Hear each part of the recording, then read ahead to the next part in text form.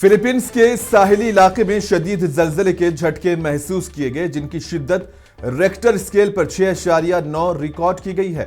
Philippines के मरकजी सूबे सीबू में शदीद जलजले के नतीजे में कम से कम 40 अफराद के जाँ बहक होने और 37 से ज्यादा अफराद के जख्मी होने की इतलात हैं, जबकि हलाकतों में इजाफे का खदशा भी जाहिर किया जा रहा है। जलजले की शिद्दत रेक्टर स्केल पर 6.9 रिकॉर्ड की गई है, जिसने मुतादिद इमारतों को मुनहदिम कर दिया है और बुनियादी ढांचे को शदीद नुकसान पहुंचाया, तो कई गिरजाघरों को भी शदीद नुकसान पहुंचा है।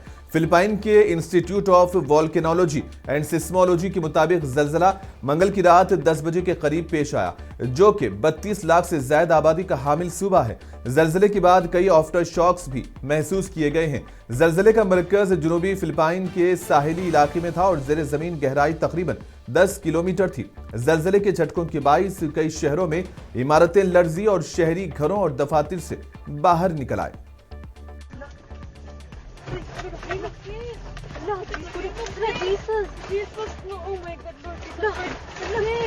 Lang, naglinog lang, lang. Jesus Christ.